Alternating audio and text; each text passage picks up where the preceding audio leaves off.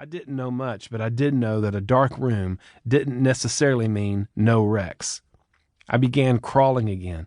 The thought of him in there, sitting in his chair watching me, rising now to come for me, was almost paralyzing. My breathing picked up and sweat beaded my forehead, but above the deafening sound of my own heart beating, I heard no snoring and no shouting. Clearing the door frame, I wiped the sweat from my forehead and pulled my heels away from danger. When I didn't hear footsteps, didn't feel a hand on my back, didn't feel myself yanked off the floor, I hauled myself to the banister of the stairway, kicked one leg over, and slid all the way to the marble landing on the first floor. I glanced over my shoulder, saw no sign of Rex, and started running.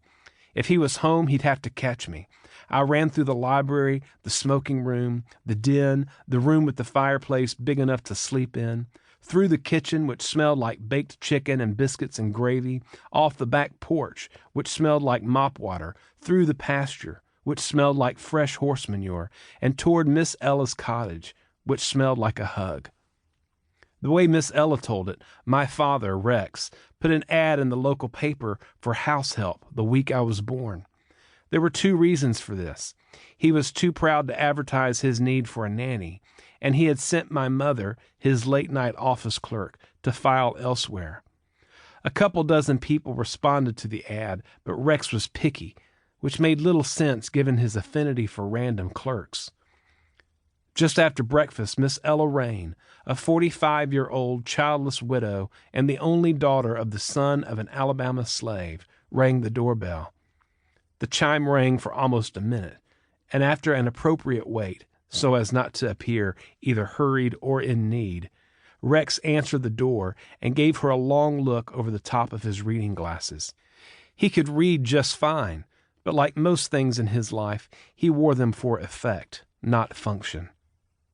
Hands folded, she wore a white nylon working dress, the kind worn by most house help, knee-highs, a pair of white nurse's shoes with the laces tied in double knots, and her hair tied up in a bun and held together with 6 or 8 bobby pins.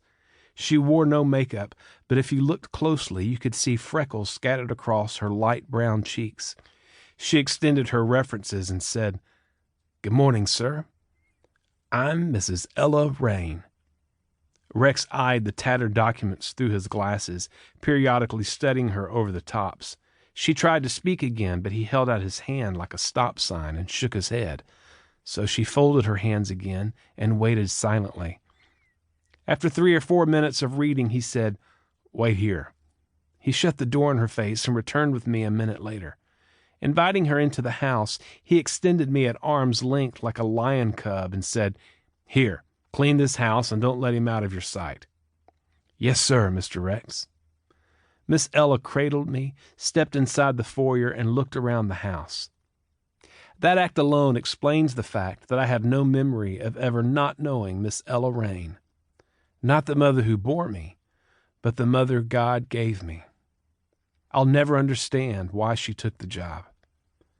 Miss Ella had finished high school at the top of her class, but rather than attend college, she opted out, put on an apron, and made enough money to send her younger brother, Moses, through college.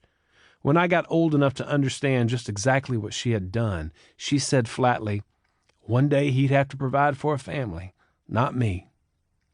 Before the end of her first month, she had moved her things into the servants' cottage, but soon spent most nights sleeping in a chair in the hall outside my second-story bedroom. Having provided for my needs, food, clothing, and a retaining wall, Rex returned to Atlanta and resumed his vicious and nonstop attack on the dollar. A pattern soon developed. By the age of 3, I saw Rex from Thursday to Sunday.